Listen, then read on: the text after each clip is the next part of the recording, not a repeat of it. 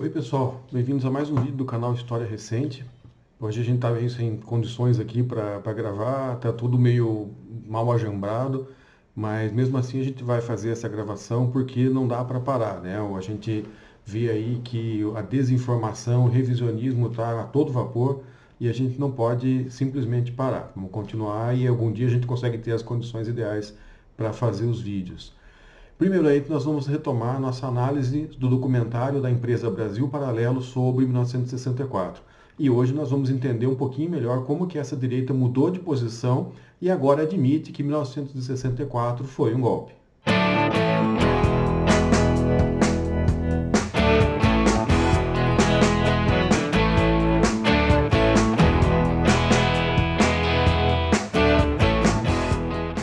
Primeira coisa que a gente tem que fazer é pensar o que a gente sabe sobre o Brasil Paralelo, né? O que é essa empresa? Até onde a gente sabe, é uma empresa formada por um coletivo de jovens de direita, né, que tem teses revisionistas sobre a história do Brasil, que acaba fazendo elogios para a monarquia e que entra no complexo de pessoas, grupos, canais, movimentos em torno do Rasputin, do governo Bolsonaro, né, do eminência parda do governo Bolsonaro, que é o astrólogo Conde Olaf de Carvalho. O que tem que eles são uma empresa? Né? Eles dizem assim, olha, nós somos uma empresa, a gente não aceita dinheiro público, né, para que a gente possa ter independência. Ora, o fato de você não aceitar dinheiro público, né, o fato de você fazer alguma coisa sem estar vinculado a uma institucionalidade e estar financiado por pessoas e provavelmente por empresas, né, por interesses econômicos também, significa que uma empresa significa um interesse econômico. Uma empresa tem necessidade de captar recursos e tem necessidade de vender o seu produto. Eles têm necessidade de captar de grandes empresários, né, que se interessam pela difusão das teses deles, e eles têm interesse de vender para quem compra um discurso revisionista, que muitas vezes é conspiratório, que eles vendem. E infelizmente é muita gente no Brasil que tem essa perspectiva, que está em busca de um discurso conspiratório, de um discurso revisionista, etc. Só que uma coisa que é fundamental a gente pensar é que todo o processo de análise histórica e também de análise política no presente, as coisas não são simples. Se alguém está te dando uma solução simples para entender um problema, é porque geralmente essa solução é falsa. Então, a direita não é uma só, né? Os grupos e as posições civis e militares não podem ser classificados de uma forma simples. Então, o que eles dizem, o que eles estão dizendo agora sobre 1964? Eles estão dizendo que agora estão dizendo assim, foi um golpe e foi um golpe parlamentar.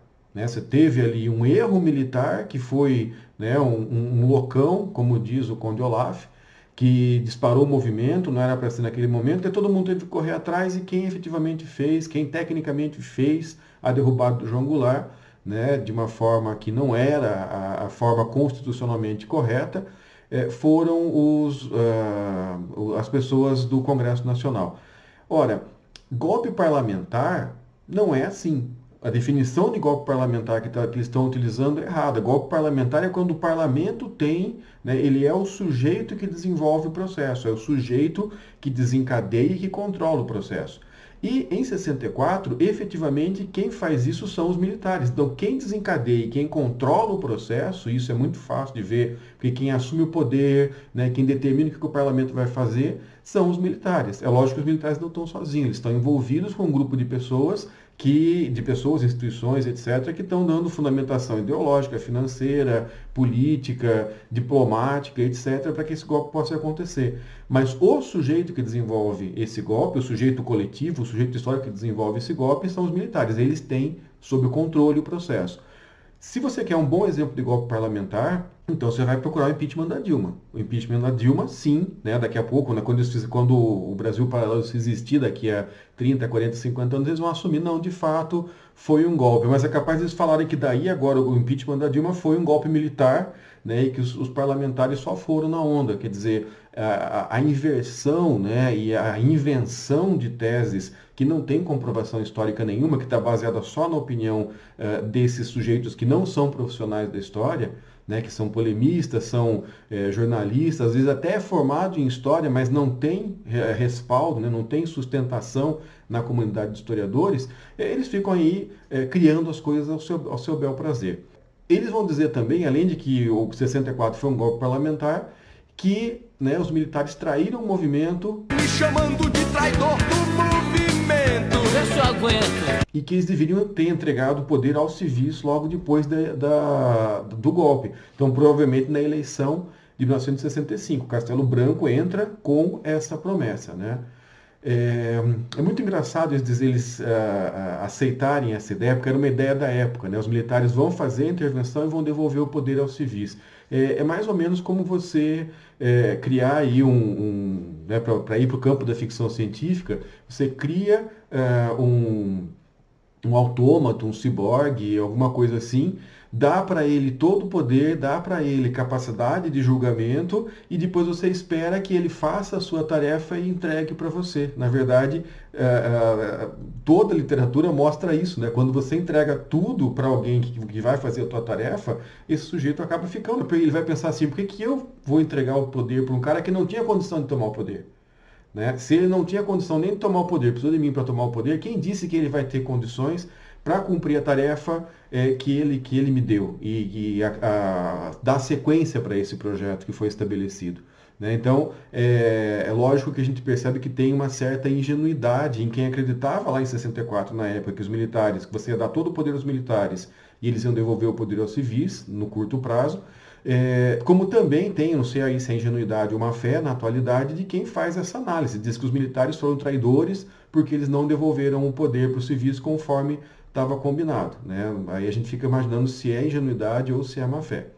Agora, esse discurso de dizer, olha, 64, vamos tirar a importância dos militares, né? Vamos diminuir a importância deles, aumentar a importância dos civis.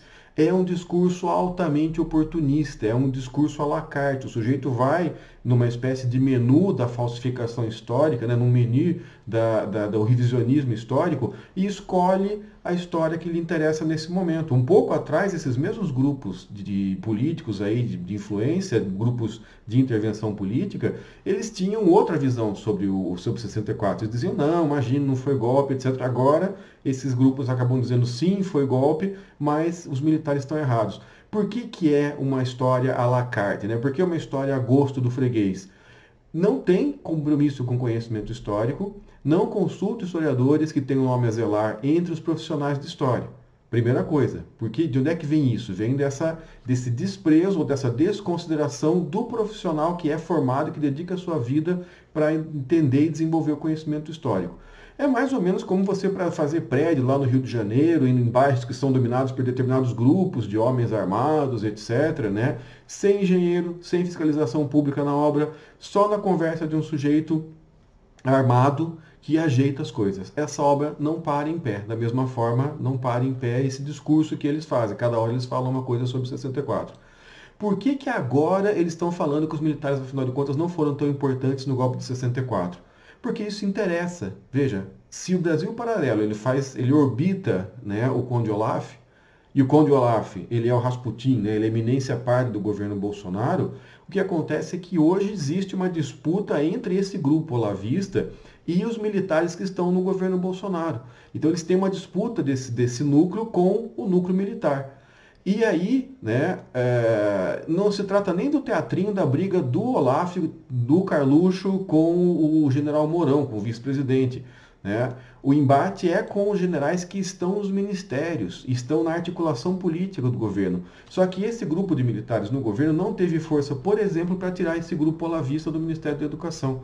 E aí o que eles fazem? Como eles têm uma briga hoje política, eles buscam na história sustentação para dizer por que eles estão certos e por que não pode fazer isso, por que não pode fazer aquilo, por que não pode entregar, né, tais ministérios para os militares, tem que continuar com o grupo do Olavo. Ok? A gente tem que entender muito bem esse aspecto. É uma apropriação da história para uma disputa política na atualidade. Isso aí é a prostituição da história mesmo. Mas aí o que eles vão dizer, né, efetivamente sobre 64? Eu vou passar aqui um pouco o texto que eles trazem. Lá em 1 hora do documentário, 1 hora e 4 minutos do documentário, um dos sujeitos lá que eles escalam, que não é historiador de profissão, que não é historiador com respaldo dentro do grupo, vamos dizer assim, da comunidade de historiadores do Brasil hoje, eles dizer assim, Do ponto de vista técnico, houve um golpe parlamentar ali dentro daquela sessão, porque a Constituição não pregava aquilo. Foi a solução que as forças políticas encontraram naquele momento. E para equacionar o problema. É muito fácil a gente julgar as coisas do ponto de vista de hoje, mas tecnicamente foi um golpe no 1º de abril com o Álvaro Moura Andrade. Aí entra o Olavo de Carvalho dizendo assim: o que houve em 64 não foi um movimento militar. Ele começa com um movimento civil. Os líderes eram, sobretudo, governadores de estado. Os militares foram entrando aos poucos na coisa. Só que no final eles se precipitaram. Eles nem queriam dar o golpe. Foi o Mourão Filho que precipitou e obrigou os outros generais a entrarem na coisa. Está completamente errado, né? Existem documentações, existem livros que mostram que os militares estão envolvidos nesse processo há muito tempo. É uma tremenda uma falsificação, um tremendo oportunismo desse Olaf dizer esse tipo de coisa, porque os militares já vêm tentando dar um golpe para impor um projeto político no Brasil desde a época do Juscelino, né? Vai falar, mas foi o João Goulart que teve dificuldades, porque quando o Jânio renunciou e etc. Não, desde Juscelino os militares já vêm agindo como uma força interventora no poder, tentando, né, dirigir os rumos do país. Não me vem com essa história que primeiro os civis vieram, depois os militares vieram. Não dá para explicar as coisas desse jeito, por mais que seja conveniente para essa força política que quer utilizar a história, né, como recurso da disputa política no momento atual. Aí tem um outro sujeito lá, um barbudinho, que vai dizer, né, nesse momento que os militares entram, mas com o apoio de toda a sociedade, com vários movimentos articulados, movimentos civis sustentados na Igreja Católica, na OAB, a imprensa inteira, a UDN, vários sindicatos se articularam e apoiaram o movimento. Aí dizem em algum outro momento assim, o Brizola era deputado federal, por que ele não voltou para Brasília? Tinha imunidade parlamentar. E o Goulart, por que ele não pegou um avião e não foi para Brasília? Os dois resolveram fugir. Pelo amor de Deus, gente, presta atenção no que vocês estão falando. Acabou de ter um golpe militar, você tem tropas que estão nas ruas, você já tem gente que está sendo presa naquele momento, a gente está sendo morta naquele momento, né? Você tem muita documentação que mostra isso, não é que só lá na frente vai começar o processo de morte, de perseguição, etc. Aí o cara que foi derrubado, assim, que ele volta lá, assim, por que vocês não me matam? Né? Eu vim aqui para reivindicar o poder, vocês querem me matar agora, tal, né? É estapafúrdio alguém fazer isso aí. Por que o cara não pegou um avião e foi lá? Ora, bolas. Né? Por que a família Romanoff não pegou um trem e não voltou para São Petersburgo para desafiar o Lenin para uma guerra de quem cospe mais longe? Porque não existe, meu filho. Se você acabou de ser derrubado, você vai enfrentar, sem ter apoio nenhum, de nenhuma força armada, você tendo lá para morrer. Então, por favor, parem de falar besteira. Né? Parem de falar bobagem. Poderia ter um pouquinho de bom senso para não ficar falando bobagem. E o triste é que tem muita gente que vai atrás. Enfim, lá em 1h07 e 2 segundos lá do documentário, alguém diz assim, todos queriam conspirar. A diferença é a conspiração que foi exitosa foi a conspiração do exército. Peraí, meu filho, alguém acabou de dizer que os militares vieram de reboque aí. Aí o outro lá na frente diz que a conspiração do exército que venceu, percebe?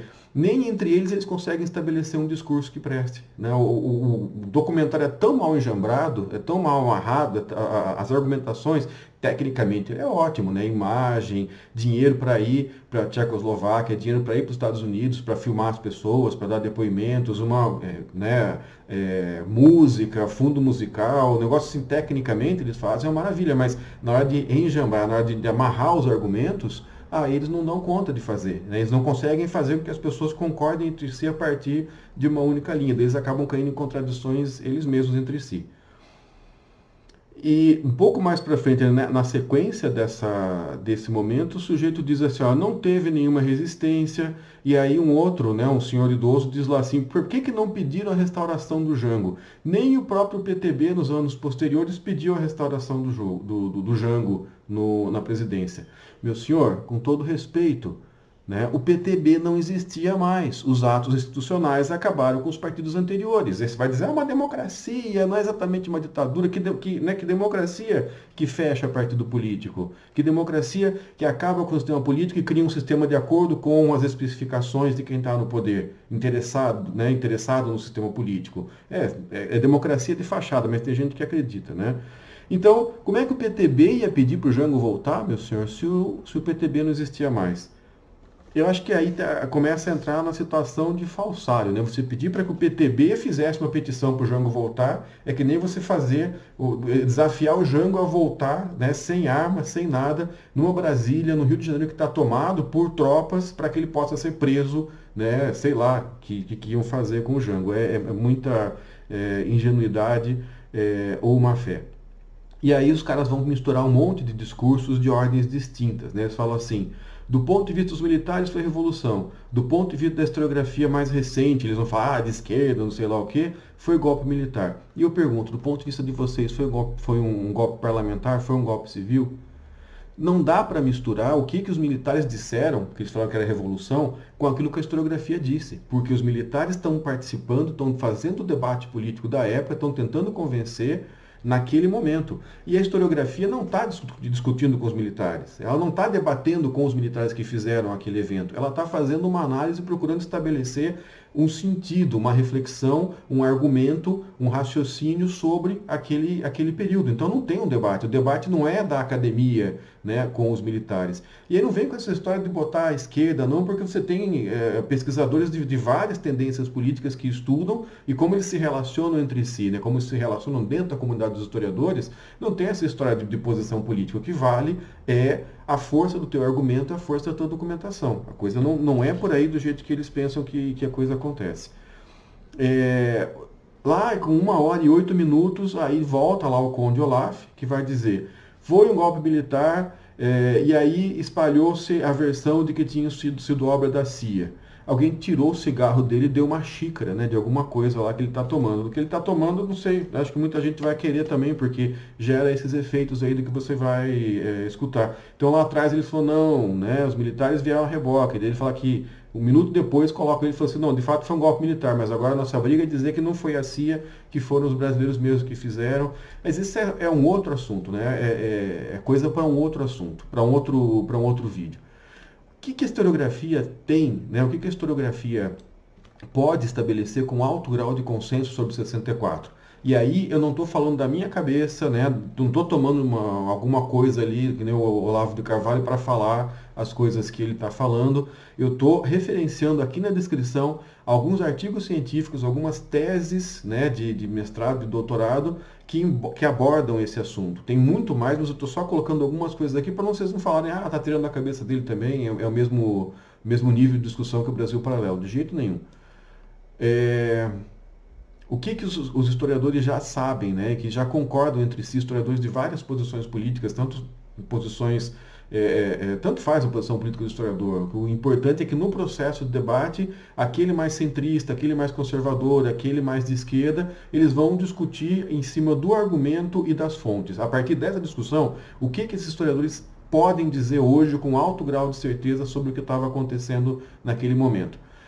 Já havia uma articulação de setores civis e de setores militares. Então, empresários, políticos, militares de patente mais alta, para chegar, né, a um processo político em que eles conseguissem construir um poder autoritário, porque só com o poder autoritário eles poderiam impor uma agenda conservadora para as políticas do governo federal, né? E essa articulação, essa conspiração, ela vem desde o começo da década de 60, pelo menos, né? E eles sabiam que esse projeto não ganharia nas urnas. A última esperança que eles tiveram foi o Jânio, né? E o Jânio renunciou. E o Jânio também, além de ter renunciado, ele deu um monte de sinais ambíguos, né, para esses grupos, para essa conspiração, podemos dizer de certa forma. O que esse projeto conspiratório envolvendo civis, né, esses civis mais poderosos, mais ricos economicamente, e os militares preconizavam? Primeiro, controlar sindicatos para restringir salário. Os sindicatos tinham uma força muito grande no governo de João Goulart. E aí ficava difícil restringir salário. Como é que os caras queriam aumentar a sua riqueza? Diminuindo a renda das famílias, diminuindo o salário, basicamente. Como é que tinha que fazer isso? Detonando os sindicatos. Queriam utilizar o Estado para a ampliação dos lucros de alguns grupos específicos, que eram aliados, que faziam parte desse grupo, dessa articulação. Queriam aumentar a remessa de lucro para empresas estrangeiras, né, para as empresas multinacionais que estavam no Brasil mandarem dinheiro para suas matrizes. E os governos do João Goulart e outros, né, governos mais populistas, faziam uma limitação dessa remessa de lucros. Queriam mais facilidades para os bancos, eles preconizavam uma reorganização do sistema financeiro com recursos públicos, com a utilização dos recursos das pessoas e da energia do setor público para favorecer os bancos privados. E aí, tudo isso à custa da renda das classes mais baixas e à custa de projetos nacionalistas, populares ou populistas, como muitas vezes chamavam na época. Então, gente, para a gente começar a concluir, não se explica o golpe por um ou outro grupo envolvido. Não dá para explicar só pelos militares, ou só pelos parlamentares, ou só pelos empresários. Tem que entender o complexo, tem que entender o conjunto de forças que está envolvida naquele momento. Não se explica o golpe pela precipitação do general Olímpio Mourão Filho. Né? Se ele não tivesse dado a largada em 31 de março e concluído o processo no dia 1º de abril, isso teria acontecido mesmo sem ele, porque o planejamento estava pronto. O planejamento vinha acontecendo e ia acontecer esse golpe mais cedo ou mais tarde. Então, isso não se explica, né? Lógico, o fator que entornou o caldo, que fez que o processo acontecesse do jeito que aconteceu, lógico, foi a precipitação. Só que isso é a gota que transborda a taça. Você não explica o transbordamento pela gota, né? A não ser como um aspecto conjuntural. Você tem que entender como é que essa taça encheu. Não se explica só pelo amplo apoio do governo norte-americano, mas como eu já falei, isso é assunto para um outro vídeo, né? A gente pensava em 1964, o governo norte-americano e a CIA. Então, basicamente é isso, né? Eu quero novamente dizer muito obrigado para os nossos inscritos. Se o teu cunhado viu o documentário do Brasil Paralelo, manda esse vídeo para ele poder fazer o contraponto. Se você quiser apoiar o nosso trabalho e você não for inscrito, inscreva-se você também no canal. Se você já for inscrito, por favor, compartilhe os vídeos nas suas redes sociais, clique no sininho para receber as notificações quando saírem vídeos novos, ok? Muito obrigado por assistir e até a próxima.